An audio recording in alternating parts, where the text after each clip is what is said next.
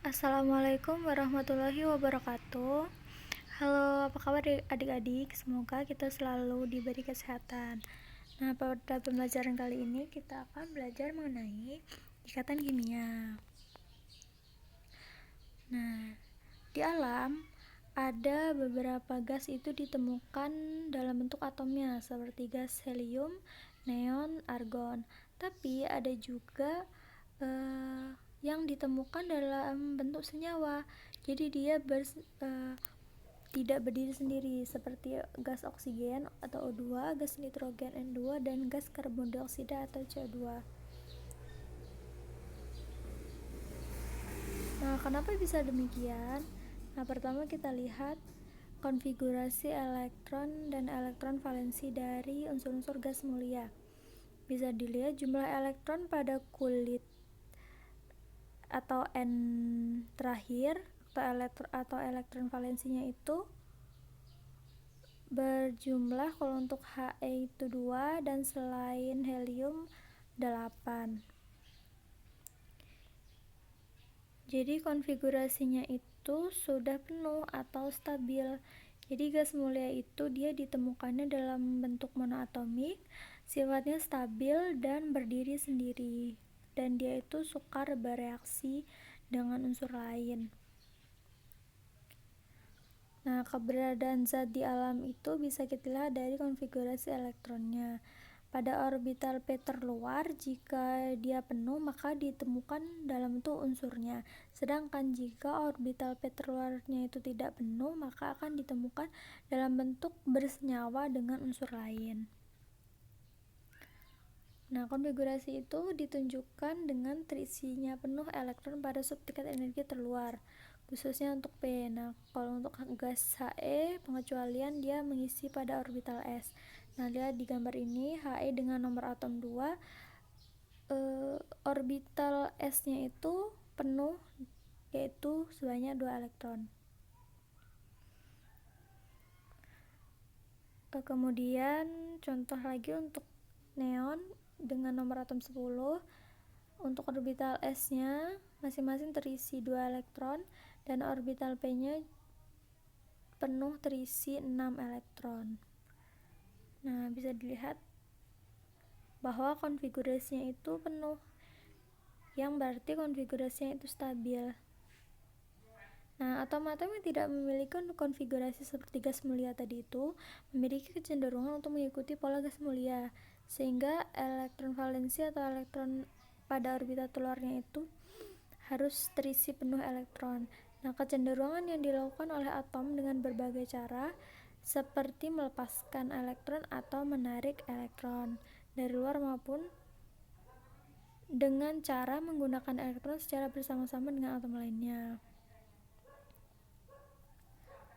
Nah, perubahan suatu atom dalam mencapai konfigurasi ini diikuti dengan suatu peristiwa yang disebut ikatan kimia.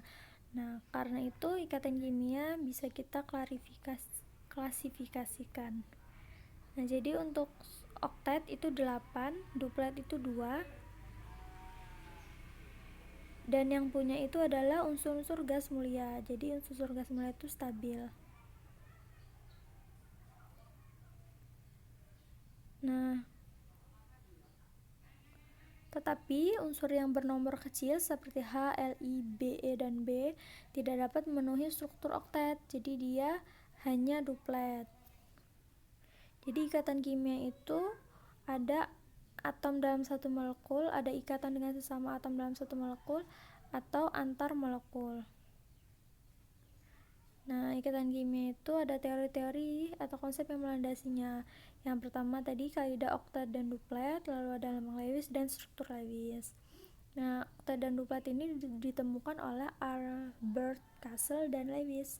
Jadi mereka berdua ini mengungkapkan bahwa untuk mencapai kestabilan, atom-atom cenderung menjadikan elektron valensinya seperti gas mulia tadi, yaitu berjumlah 8 untuk oktet dan 2 atau duplet.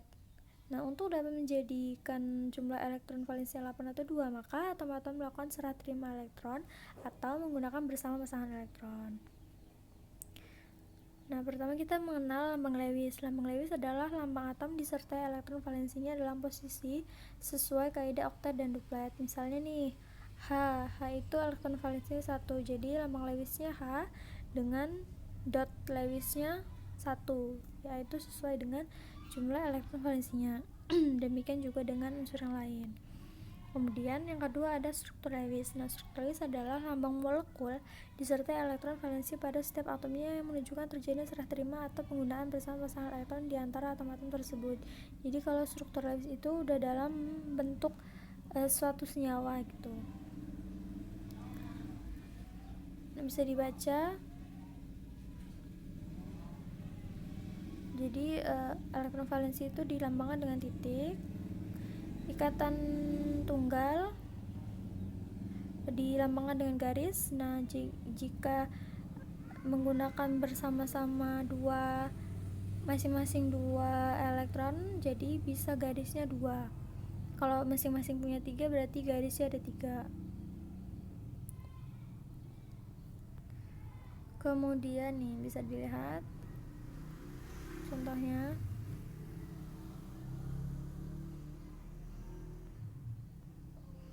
Nah, untuk ikatan atom-atom dalam satu molekul ada beberapa jenis ikatan. Yang pertama ada ikatan ion. Contohnya adalah NaCl. NaCl itu terdiri dari ion Na+ dan ion Cl-.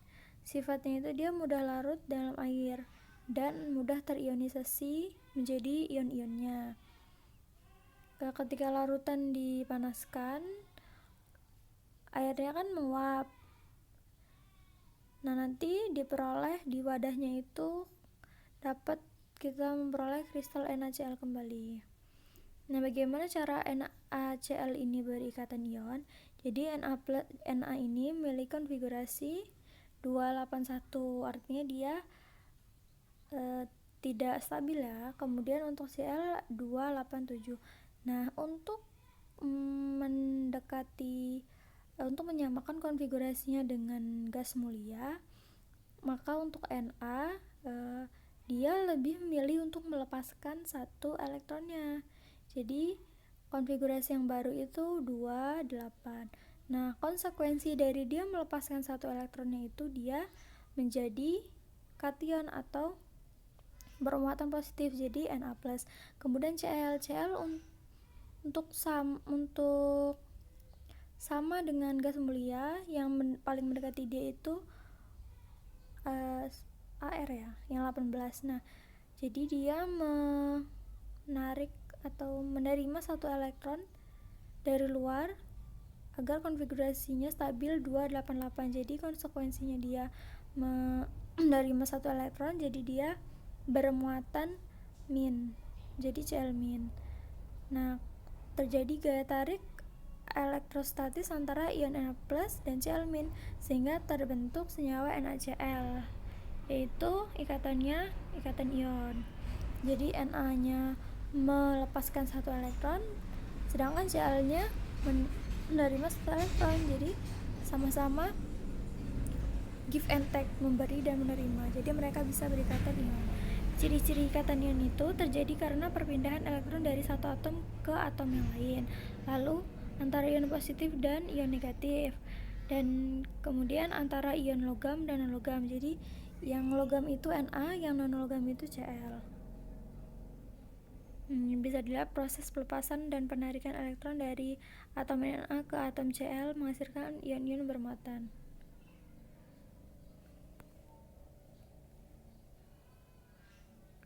Ikatan ion juga disebut sebagai ikat elektrovalen atau heteropolar.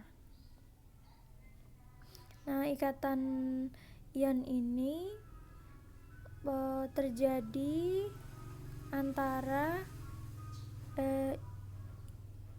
logam yang memiliki energi ionisasi kecil dan unsur non-logam yang keelektronegatifannya besar. Semakin jauh perbedaannya, maka ikatannya semakin kuat. Kemudian yang kedua ada ikatan kovalen. Jika tadi yang ikatan ion itu antara logam dan non-logam, maka bagaimana dengan non-logam dan non-logam yang elektron valensinya itu antara 4, 5, 6, 7. Jadi untuk mencapai suatu struktur yang stabil, maka atom akan cenderung menangkap elektron atau menggunakan elektron secara bersama. Nah, kalau menggunakan elektron secara bersama itu disebut ikatan kovalen. Jadi ciri-ciri ikatan kovalen adalah ikatan yang terjadi karena penggunaan bersama pasangan elektron oleh dua atom atau lebih. Kemudian ikatan dua atom atau lebih dari atom non-logam, jadi sama-sama non-logam. Dan ikatan antara atom-atom yang punya perbedaan keelektronegatifan yang kecil. Nih contohnya ada senyawa F2. Jadi F itu kan dia golongan 7 ya. Jadi elektron valensinya 7. Sedangkan F1 nya juga sama-sama 7. Jadi karena mereka itu sama-sama punya membutuhkan satu elektron, jadi sama-sama membutuhkan, jadi mereka berikatan kovalen dengan sesamanya membentuk F2.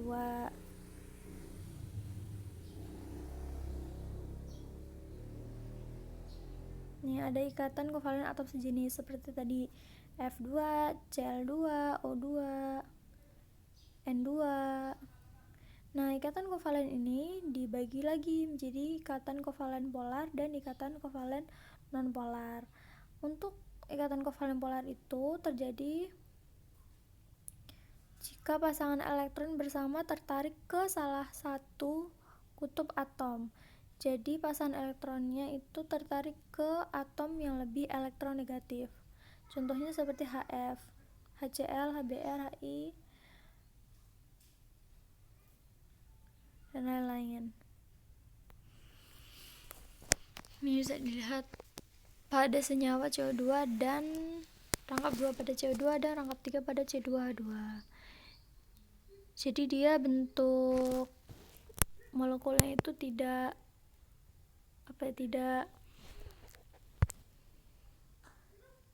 simetris gitu. Nah, kalau untuk yang ikatan kovalen nonpolar itu jika pasangan elektron yang digunakan itu tertarik sama kuat pada semua atom. Contohnya yang tadi itu yang dengan sama, misalnya C2, B2, I2. Jadi dia bentuk letak atomnya itu simetris. Kemudian yang ketiga ada ikatan kovalen koordinasi.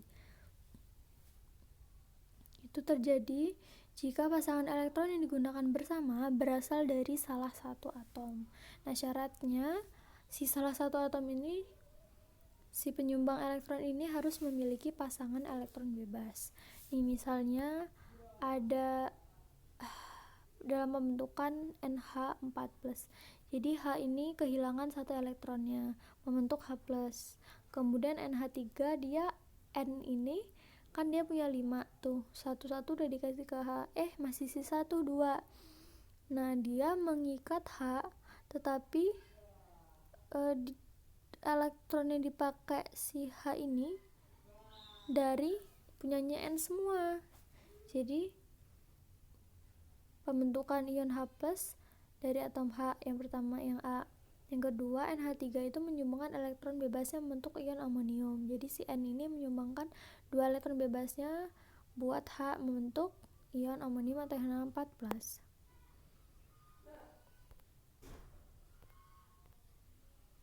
Nih, jadi harus punya pasangan elektron bebas. Contoh lainnya pada ion kompleks.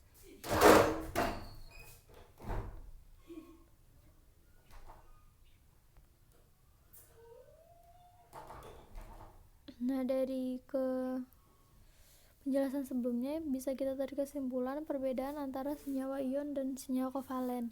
Senyawa ion itu dalam wujud cair atau dalam pelarut polar dia sebagai konduktor, sedangkan senyawa kovalen dalam wujud cair dia bukan konduktor, dalam pelarut polar bisa sebagai konduktor. Senyawa kovalen polar. Untuk senyawa kovalen polar. Nah, yang kedua untuk senyawa ionik itu titik didih dan titik lelehnya itu relatif tinggi, sedangkan senyawa kovalen titik didih dan titik lelehnya itu relatif rendah. Ini bisa dilihat bentuk molekul sesuai dengan jenis ikatannya.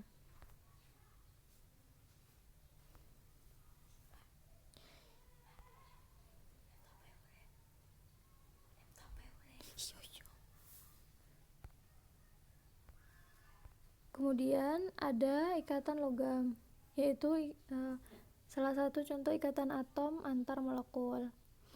Jadi ikatan logam itu ada pada suatu logam padat yang sifatnya konduktor. Mengapa? Karena logam mempunyai elektronegativitas yang rendah. Dia mudah melepaskan elektron menjadi cenderung bermuatan positif. Nah, elektron bebas bergerak di antara ion positif. Kemudian ada interaksi antara ion positif dan elektron itu lebih besar daripada ikatan logam. Itu maksudnya interaksi antara ion positif dan elektron itu membentuk ikatan logam. Jadi adanya elektron yang bergerak bebas itu menjadikan suatu senyawa itu bersifat konduktor.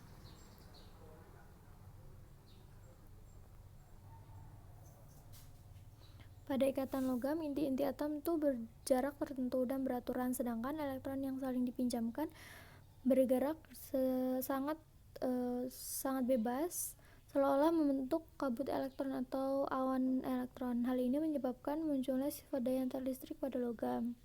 Bisa dilihat pada ikatan logam atau magnesium.